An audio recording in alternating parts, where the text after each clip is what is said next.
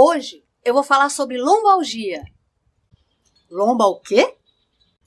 Você já sentiu aquela dorzinha chata nas costas que fica ali te incomodando o dia inteiro e te atrapalhando de fazer as coisas do dia a dia? Oi, eu sou Vanessa Ruiz do Pilates Nosso de Cada Dia.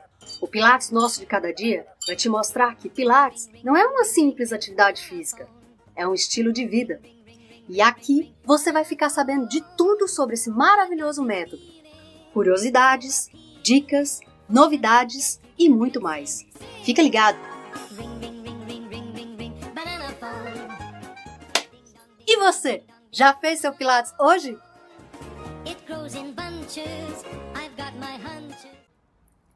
Lombalgia. Eita palavrinha sinistra!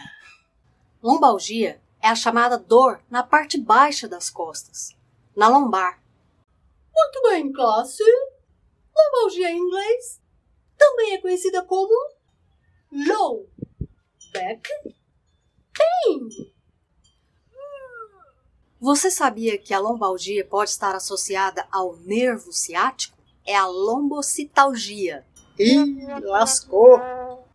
A lombocitalgia irradia dor nas coxas, nos glúteos, nas pernas e nos pés. E isso é porque o nervo ciático se ramifica até estas extremidades. Segundo a Organização Mundial de Saúde, a OMS, cerca de 80% da população tem ou vai ter, em algum momento da vida, essa dor. Bom, os principais sintomas vão desde um pequeno desconforto até a dificuldade de manter o seu corpo ereto, retinho, para ficar em pé ou para andar. Além de queimações e as temidas crises de... Trevei! E essa dor aguda pode aparecer de uma hora para outra. E as causas são inúmeras. Às vezes, só com repouso passa.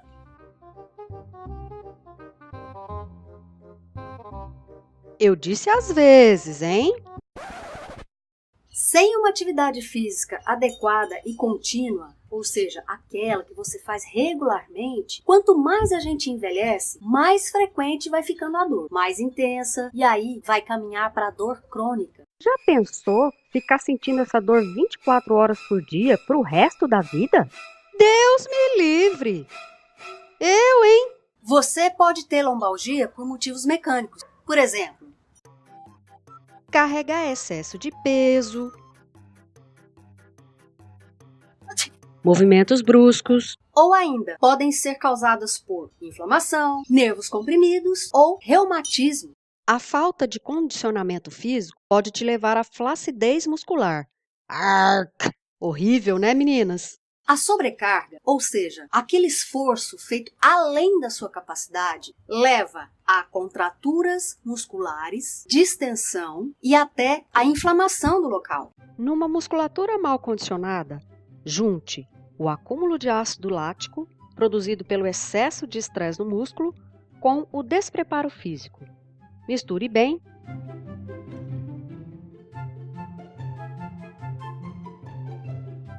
e deixe descansar durante a noite. No dia seguinte, tcharam!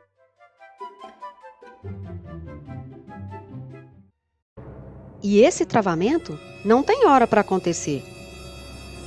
Calma, gente! Hoje eu vou te ensinar como é que você pode se prevenir ou até se livrar desse problema de uma forma bem simples. Problema que, aliás, só no Brasil, 50 milhões de pessoas se queixam desse mal. Mas eu vou falar disso daqui a pouquinho. Antes, eu vou te mostrar quais são os tipos de dores lombares que podem estar incomodando você. Let's go, guys! Come on, guys! Vamos, stickers! Hello! Levantamos! Uma das maiores causas de dor lombar é a degeneração da coluna, que é o seguinte: o disco que fica entre as vértebras, que serve de amortecedor dos impactos diários, uma espécie de almofadinha entre os ossos. Essas almofadinhas vão envelhecendo e se desgastando com o passar dos anos. Elas podem desidratar e ficarem rígidas e quebradiças. Isso diminui a resistência desses disquinhos, que podem inflamar e provocar uma dor que você nem queira saber, viu? Essa dor também é chamada de dor discogênica, mas o nome dessa parafernália toda é degeneração discal, que, sem tratamento, pode evoluir para a tenebrosa hérnia de disco. A hérnia de disco aparece quando os discos se desgastam e saem da posição normal. Eles comprimem as raízes dos nervos, como você pode ver aí na figura.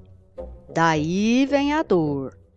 Esse desgaste pode ser causado por um uso repetitivo, como levantar muito peso frequentemente, mas também acontece por trauma muito forte, como um acidente, por exemplo. A hérnia pode causar dor, fraqueza e formigamento nas pernas se estiver na altura da lombar. Mas se estiver na altura do pescoço, esses sintomas vão refletir nos ombros e nos braços. Como vocês estão vendo aí, existem 4 fases da hérnia. Esse abaulamento é quando o disco fica achatado ou se alarga e começa a empurrar o líquido gelatinoso do centro para as bordas. Na hérnia, chamada de protusa, o líquido gelatinoso rompe parcialmente o anel fibroso, o disco, e isso faz com que as regiões nervosas fiquem pressionadas. E isso dói pra... Na terceira fase, a hérnia evoluiu. Agora, ela é extrusa e o rompimento é total. E se doía antes? Imagina agora! Bom, na última fase, a pior de todas!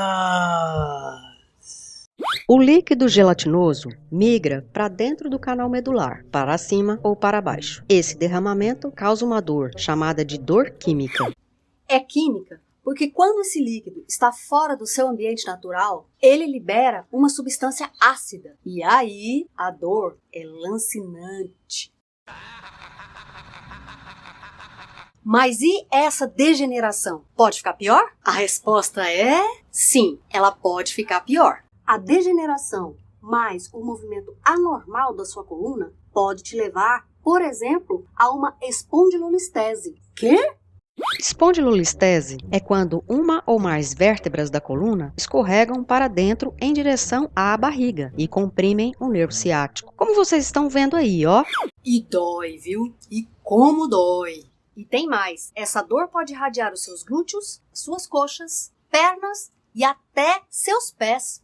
A dor nas costas também pode ser provocada por uma degeneração nas facetas articulares das vértebras, as vértebras da sua coluna. Dá só uma olhadinha. As facetas articulares funcionam como estabilizadoras do movimento de rotação da coluna. Sabe quando você gira o tronco de um lado para o outro? Quando você olha para trás, por exemplo, essas paredinhas evitam que sua coluna gire 360 graus. A degeneração dessas facetas causa dor por desgaste ou por inflamação no local. Estão vendo aí? Na altura do pescoço, a dor irradia perto do ombro. E na altura da lombar, a dor irradia atrás da coxa. E o famoso bico de papagaio, hein? Osteofitose, ou bicos de papagaio. São esses ganchinhos parecidos com um bico de papagaio. Estão vendo? Também causa muita dor nas costas. Na altura do pescoço, pode acontecer um formigamento nos braços. E na altura da lombar, o formigamento é nas pernas. Ah, e não podemos esquecer da escoliose. Escoliose é uma deformidade em curva da coluna e que pode ou não causar uma rotação de vértebra chamada de giba ou gibosidade.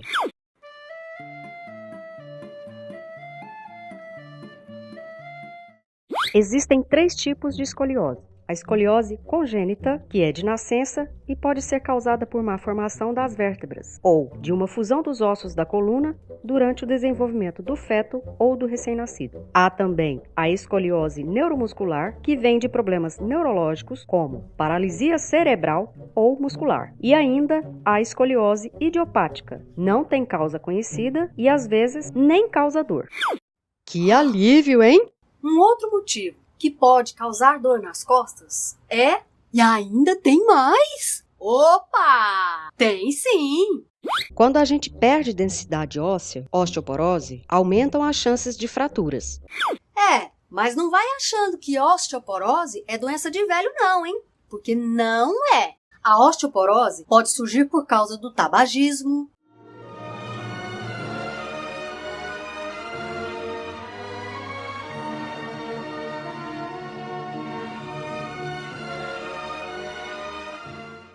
por causa do abuso de álcool,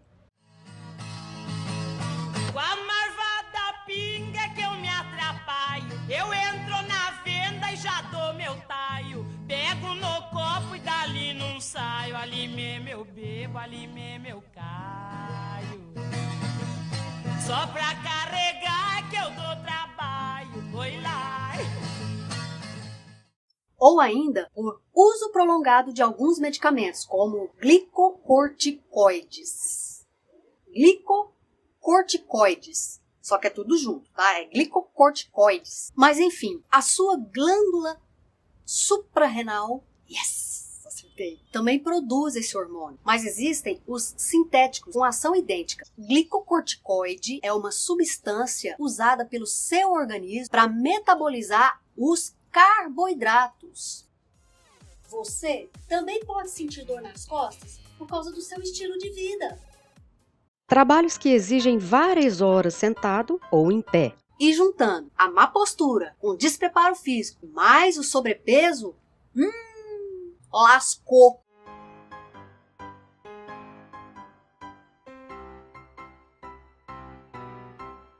Bem, a lombalgia também pode ser consequência de outras doenças, como a fibromialgia, por exemplo. É uma síndrome que causa dor pelo corpo todo e por longos períodos. Uma média de 3 meses, mais ou menos. A dor se concentra nas articulações, nos músculos, nos tendões e nos tecidos moles. Está diretamente ligada à fadiga, distúrbios do sono, dores de cabeça, depressão e ansiedade. Pesquisas indicam que essa síndrome acontece por uma disfunção do cérebro em processar os sinais da dor. O porquê dessa síndrome ainda é desconhecido, mas existem algumas razões relacionadas a ela, como, por exemplo, a genética. Existem mutações genéticas capazes de causar a síndrome, doenças autoimunes, infecções por vírus. E um dos motivos que contribui e muito para o surgimento dessa doença é o sedentarismo. E mais, a fibromialgia é mais comum entre as mulheres de 20 a 50 anos. Outra doença é o mal de Parkinson.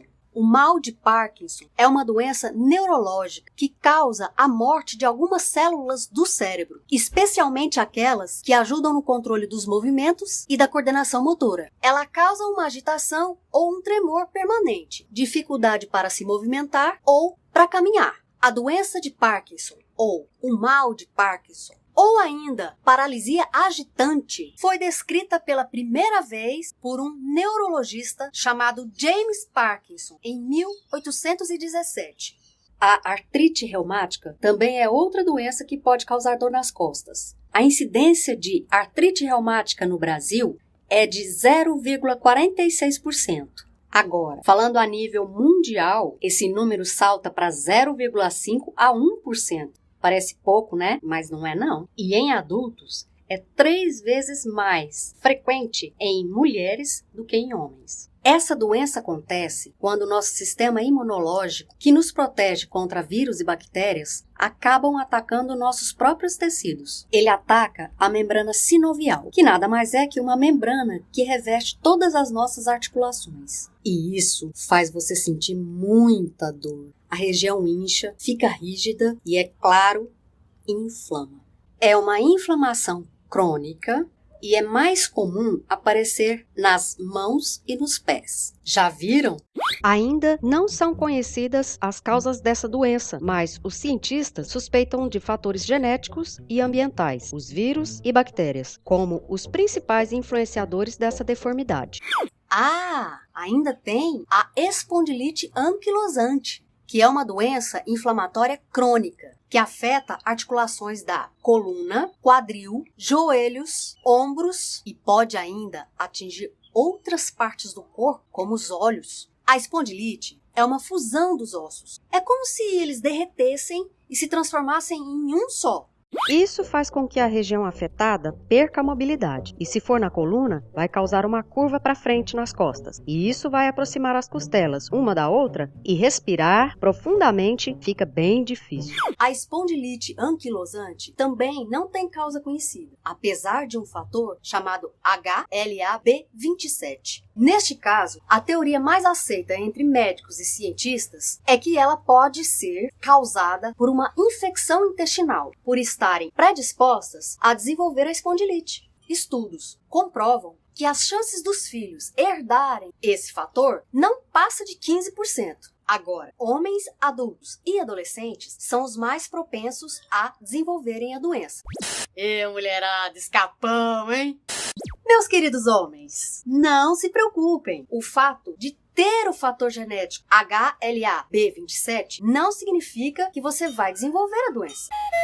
Ufa, dá até pra respirar agora, hein? Fala sério, dor nas costas, crise aguda ou dor crônica não dá um desânimo na gente.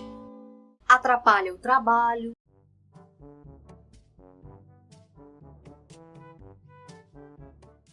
o lazer,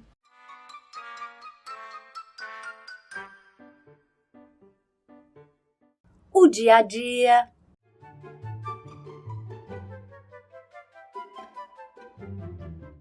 O sono.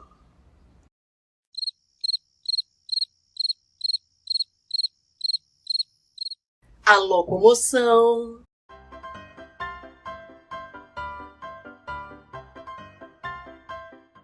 E até os cuidados pessoais. Mas existe solução, gente. Normalmente, depois que você consulta o seu médico, o tratamento começa com repouso, analgésicos, anti-inflamatórios, relaxantes musculares e até fisioterapia. Beleza! Só que essa fase passa. Você não vai querer fazer isso pro resto da vida, vai? E nem fazer tudo isso e parar quando a dor passar, né?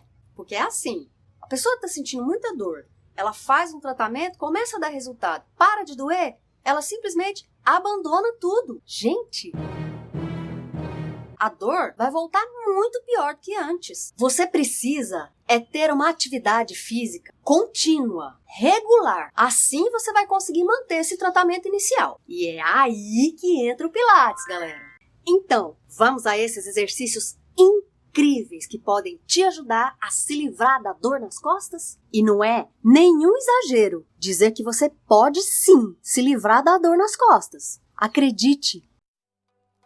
Esse primeiro exercício é para o fortalecimento do abdômen, que é um grupo muscular fundamental para sustentar a coluna. Esse é o nível para iniciantes. Curve ao máximo a coluna durante a descida e subida, pensando em decompor a coluna, sentindo vértebra por vértebra, saindo ou voltando para o chão. Lembre-se, puxe o ar pelo nariz quando estiver parado, dilatando a barriga, e solte o ar pela boca durante o movimento, empurrando o umbigo em direção às costas. Procure fazer o exercício lentamente, aprofundando bem a respiração.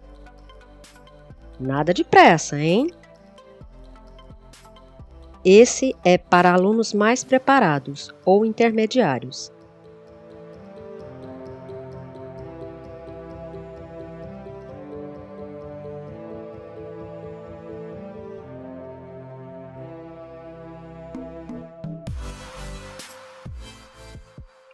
E esse é para alunos avançados. E lembre-se de respirar, hein? Ah, e mais uma dica. Não faça seu exercício na fadiga. Descanse fazendo uma pausa e só depois complete a sequência. Faça 10 repetições, mas se você achar que são muitas repetições, comece com 5 e vá aumentando gradativamente até que você consiga fazer 10 repetições, ok?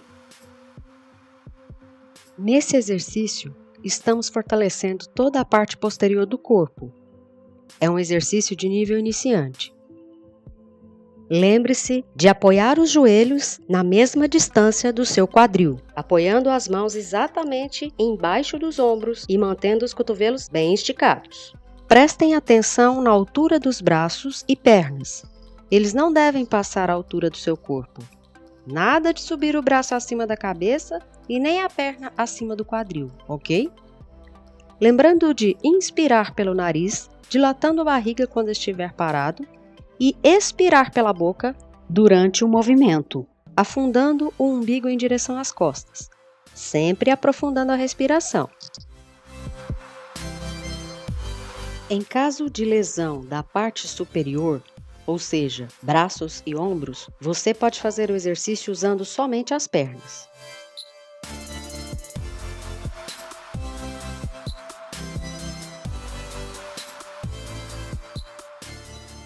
Ou, se a lesão é na parte inferior, como quadril e pernas, faça somente com os braços.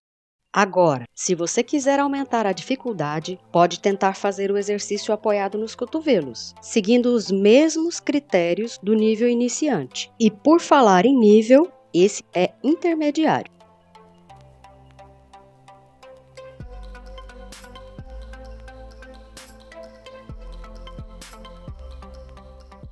Você ainda pode tentar o avançado, apoiando as mãos exatamente embaixo dos ombros e mantendo os cotovelos bem esticados. E mantenha os seus pés na distância do seu quadril. Outro cuidado que você deve tomar é de não direcionar os braços ou as pernas para as laterais. Tente mantê-los sempre em linha reta. Estão vendo aí na demonstração? Mas se você está tendo dificuldade nesse exercício, você pode usar a bola como apoio. Todos os níveis de dificuldade podem ser feitos com a bola. Vai ficar mais fácil a questão do apoio, mas ao mesmo tempo vai exigir mais equilíbrio, o que é ótimo para fortalecer os músculos de forma geral. Então, gente, espero que essas informações possam ter ajudado vocês a ter mais qualidade de vida. E se você quiser ficar por dentro de tudo sobre esse método maravilhoso, se inscreve aí no site ou nas redes sociais do Pilates Nosso de Cada Dia e receba o que há de melhor nesse universo fantástico. E se você quiser, me manda sua sugestão sobre o assunto que você mais quer saber. Quem sabe o seu tema não vira um vídeo aqui no Pilates Nosso de Cada Dia. Tô te esperando, hein? Te vejo no próximo vídeo. Até lá e lembre-se, todo dia é dia de fazer Pilates. Aqui, Pilates Nosso de Cada Dia.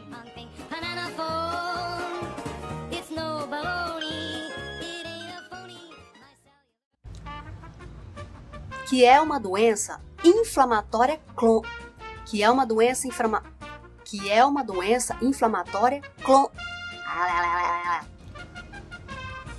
A espondilite anquilosante. A espondilite